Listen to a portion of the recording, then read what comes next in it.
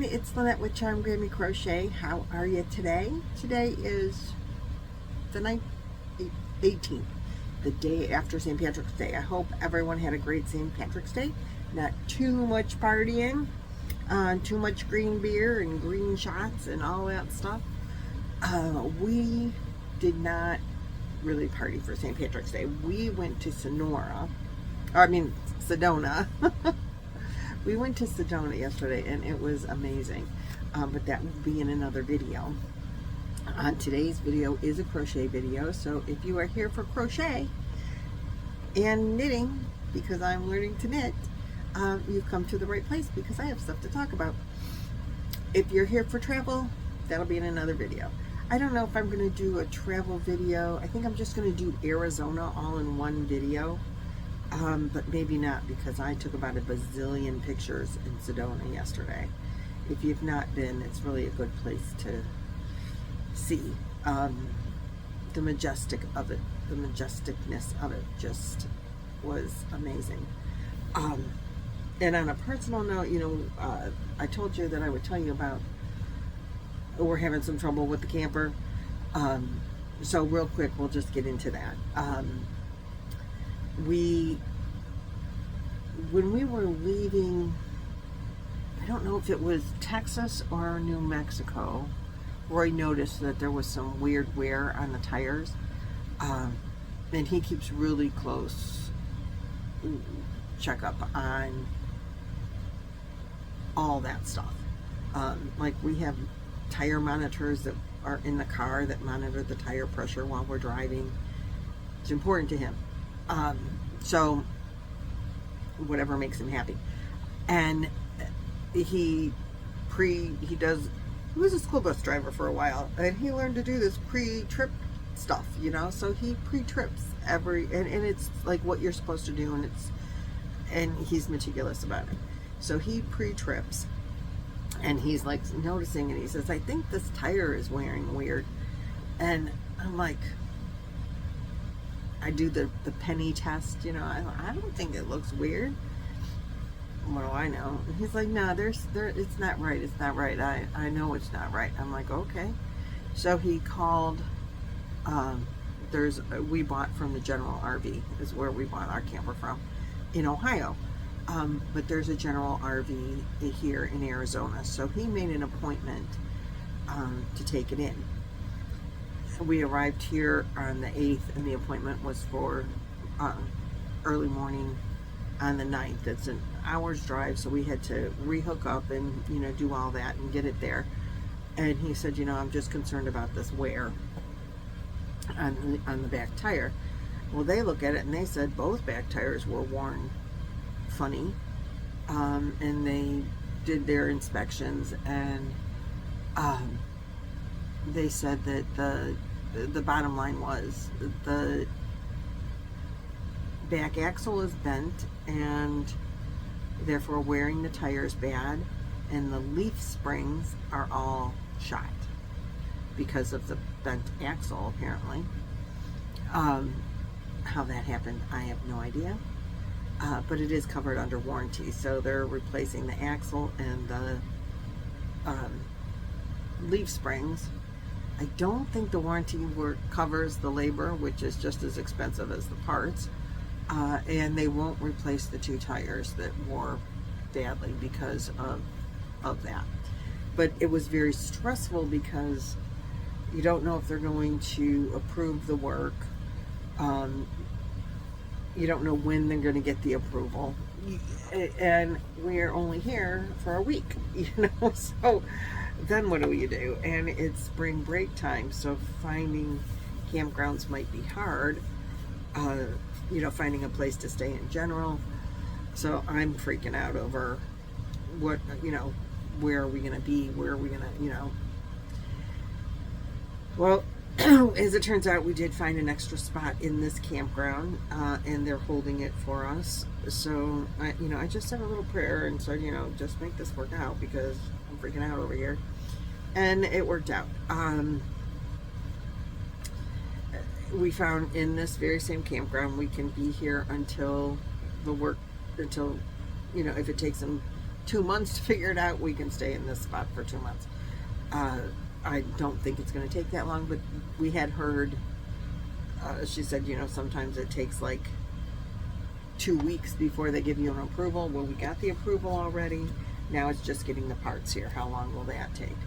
And then the work will take a couple of days because they have to fix everything and then put the new tires on, and then he's going to have them do something with the roof. It's just a maintenance thing, but it needs to be like resealed. The caulking on it, and they say it's a 3-hour job, and you have to be on your knees, and I don't know where we would be able to do that. First of all, being on Roy being on his knees for 3 hours is not probably a good idea. It would be painful for him, and in this hot sun, and then you have to find a place that'll allow you to do that work. So we're just going to have them do it. So it'll probably be 2 or 3 days that they'll have our camper, and that's probably when we're going to go to Williams, Arizona, and do the train ride and see the Grand Canyon. That's my plan. While they're fixing the camper, we wanted to stay in a hotel there anyway, just because it's easy access for the train. So once we get a time frame on that, then we can go do that, just take the car and do the Williams thing, and then head probably out of Arizona and into San Diego to see Trish and see San Diego and the things that we want to see there, and then we're gonna head home for a little bit and then up to Alaska. So that's the plan now. We've kind of changed our plan a little bit. We do not want to take the camper to Alaska. I haven't even told Jan and Laura yet, so I probably got to Zoom with them today before I put this up on video. But we don't want to take the camper there. We still want to go. We're going to fly and stay in hotels, because Roy's always been worried about driving the Alaskan highway. It's a rough road, and we haven't driven on really many rough roads. We drove on one rough road in Texas, and it didn't even look like it was a rough road until you were bouncing all over the place on it. And I don't know if that's what hurt our vehicle or not, if it could do that much damage. I mean, we didn't go that much further after that, maybe 600 miles, maybe more, I don't know. I don't know time frames, but now we're both like, oh, I don't know that we want to risk the camper on the Alaskan highway. So we decided we'd fly, and we're still going to go see him, and we're still going to do the things we want to do. We're just going to do it with the rental car. I'm not real thrilled about not being able to cook for ourselves, because eating out every day tends to get to my stomach, but I'll take a lot of like Tums and Imodium with me, and we'll be fine. So that's, I think, going to be our plan, is that we're going to fly. I mean, we could just take the car, but then that's doing all that driving and all those extra days. And flying will just make it a way easier trip. So that's what we're going to do. And I don't know how much crochet I can take, but I'll take stuff for sure. So speaking of, let's get into the fibers, okay? On my knitting project, my well, here we go. The Sisterhood of the Traveling Purple Scarf.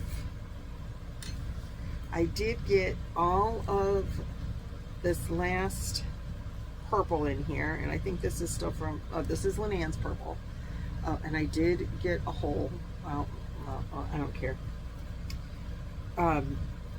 Anyway, I did get all of Lynanne's purple, and I did get this. So now I can get into the next of Lynanne's, which is this color. This is the last of Lynanne's. And I will get through all the color. I'm not going to use this whole thing, obviously. It's like way too much, but I will get all of the colors in. I'll make, you know, and then once I have all the colors in, then I'll cut the yarn and do my separator color, and then I'll start with somebody else's. but this will still be Lynanne's, and I thought I had done all of hers, and then I realized, oops, nope, didn't. She gave me 3, but the one I think looks more blue than purple, and so I opted not to want to use that one. Sorry, Lynanne.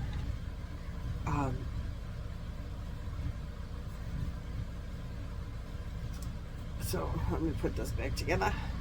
There we go. Those are from Lynn. Cute, right? So that is that. I worked on this a little, well, as much as I could yesterday while we were driving. Then we got to actual like things that I hadn't seen before. Then there was no more knitting and crocheting going on. I did bring my other projects because I started a couple of other things. So first, well, I didn't start this. I had already started this. This is living in the bag that Lynn gave me. I love this bag with the elephants on it. And this is my cowl to make the lace that I'm doing with Fiber Spider. He doesn't know that we're doing it together. He doesn't even know that I exist, but that's okay. I am using this yarn. This is the name. Oh, come on. I bought this. I don't know at what one of the local yarn stores that I was at, local yarn shops. But this is what it's called. Here are the stats. It's a 3-weight. I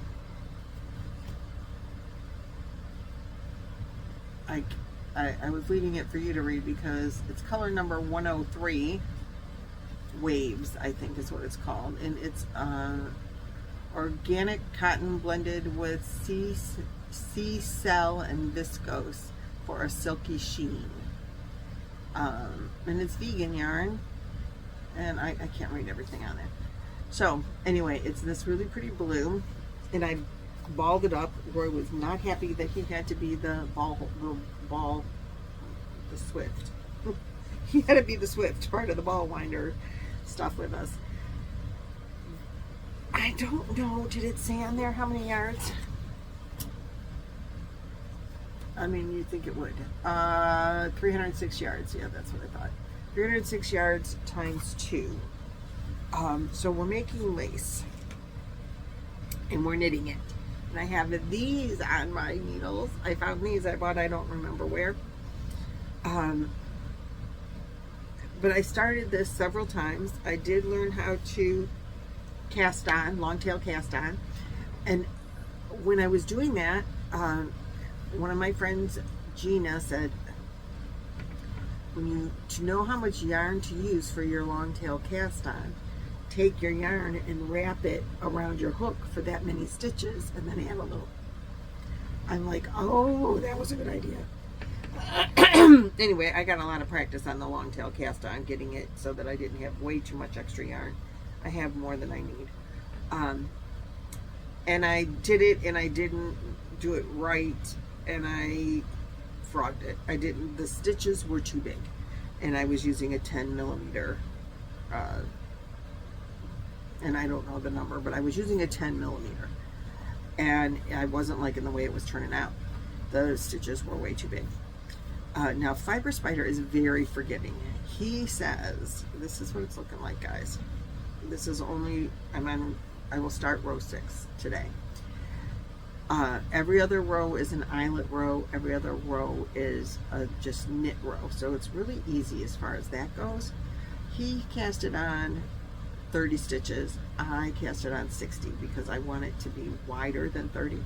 But I like the way it looks now. It's not too holy, you can get some stitch definition in it now, which I wasn't finding before. Now I have it on an 8 millimeter set of needles, and now that I've always used wooden needles until my wooden ones broke the last time, and then I switched to the metal needles that I'm using on my on my scarf. And at first I struggled with them really badly because everything was so slippery. Now I'm using these wooden needles, and I'm not really liking them a whole lot. I don't think they're pointy enough. I think that's what I don't like. My yarn doesn't slide as much, but I don't think I like the tip as well as I do on the metal. I don't know. But I'm going to continue with what I got because it's what I've got. And I'm really liking this a lot. And I think this will be a shawl when it's done. I don't think I could do the ribbing to make it the wrap shawl. But I think it would be really pretty with, you know, just any kind of like, I could just see you wearing this with jeans and a t-shirt, you know, like a white t-shirt and throwing it over, dressing it up, jeans and a tank top, throwing it over, dressing it up. And the colors, I think, would be really great to wear with a pair of jeans. When you see, you can't tell in the ball, but when you see all the different, I think that'll be really pretty.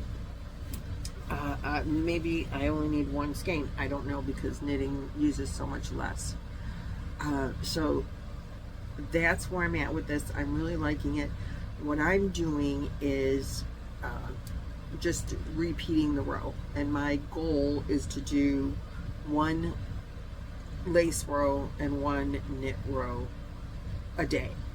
I did not do that yesterday because I have to watch the tutorial.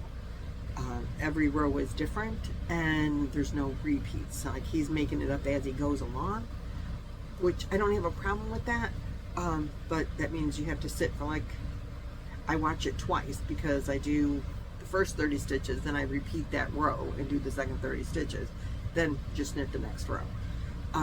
So I have a little note card of paper. I'm on row 6. And he's got there's a lot. He's got this going 232 rows, so it'll be a lengthy project, and I'm okay with that. Particularly, it's just like knit 10 minutes a day. I'm still doing my knitting. I'm still learning. This is way more learning. And oh, I meant to say, he did see, I told you he's very forgiving. He said there's already a lot of holes in this. He said, I don't think you really need to worry about a lifeline. Just keep your stitch count. If your stitch count goes off, then fix it the next row. And so that's what I'm doing. If you add extra holes or miss a hole, it's not really going to matter in the whole thing. So every row I count. If I have done something wrong and my stitch count is off, I just adjust it on the knit row. I know how to do that, so that's what I'm doing, and it's working out really, really well so far. I mean, I'm only six in, but I'm liking it. I would be further if I didn't change my needles, but I think I like it on the 8mm, and I'm liking the way it turns out. It's turning out. So that's my knit. Now on to crochet.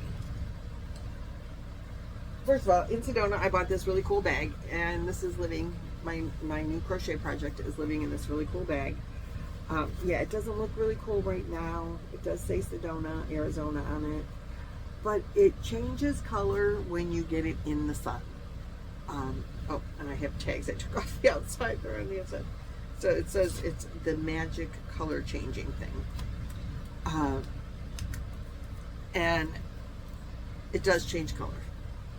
I was going to get a t-shirt, but it's really a thick, it'll make you sweat kind of thing. And then when you wash it, the fading, the color changing stuff eventually disappears. I won't be washing this very often, so I think not like if it was a t-shirt. But in my tinted windows in the camper, it does not show the color change.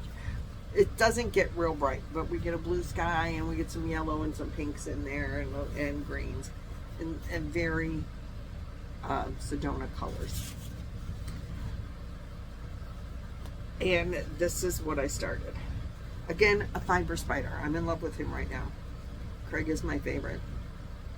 So I showed you the hexagons that I wanted to make. And I'm using this beautiful yarn that I just bought at the Tempe Yarn Shop. Tempe Yarn and Fiber. If y'all haven't gone, go. If you live in anywhere near the area, it is a greatest yarn shop. If you don't live in the area, go to their website, because a couple of videos ago I did there's a giveaway going on, and you want to win that because there's a $50 gift card to the yarn shop and a $25 bag that I purchased there that I will send to you if you win. And I'm supposed to do the drawing on or about the 23rd. So I will probably do it on the 24th, and hopefully that video will go up the 24th or the 25th, depending on where we're at and what's going on. So find the video, do the things you need to do to enter the drawing, because it's worth it. This yarn is gorgeous. And it has all the colors that I saw in the mountains yesterday. And so I started, and I don't know, so he does this. One video teaches you how to do, it's a viral, you know, the virus stitch. This is the virus hexagon, and I love it. I love it very much. I love the way the yarn is coming off the donut. So this is the first one I did, and it will need to be blocked. This yarn has linen, it's mostly linen and cotton and viscose. It's 28% viscose, 32% cotton, and the rest is linen. So it's stiff, but it softens when you wash it. So I will have to, you know, hand wash, and somehow I'm gonna figure out how I can block it. Couldn't think of the word because there's not like a good place in here to put out blocking boards, and therefore I don't have any. But it's real stiff to work with as I'm crocheting with it, and it's taken me like an adjustment period to figure out even how to work it, because it's not as soft as I'm used to working with. But that's okay, because it's linen and I know that it will soften up. I love wearing linen, particularly in the summertime.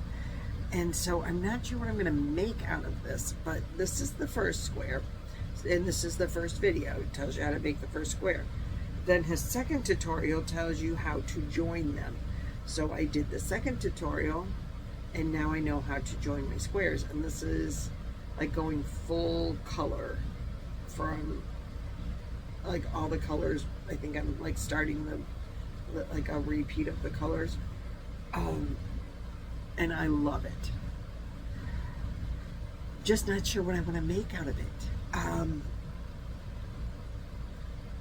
and I need to decide that before I go too much further with my knitting, because if I'm going to knit them together, then I need to be in a place to put them together. And the stitch markers are for knowing where the middle of the stitches are. You put one hexagon in the, you start them in the middle.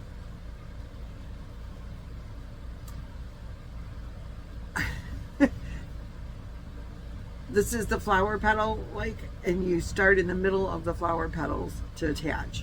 So this one's already at the middle because I attached it. So these are just middles. Do you understand? I think so. And so that's why I have these. Every middle stitch gets that. Just so that the next time I'll know where I'm going and I don't have to count and figure it out. So I'm thinking I love to wear this kind of stuff over a dress, even shorts and a t-shirt. In the summertime, it helps to keep the sun off my shoulders because of my vitiligo, and maybe give me a little bit of a sleeve to help again. And so I like to wear, these are long, this one is long, and I was thinking something like that. And if I hold this up like a ruana and just make it come, so that's what I'm kind of thinking. I think it would be beautiful as, oh, I'm showing you the back side. I think it would be beautiful as a ruana.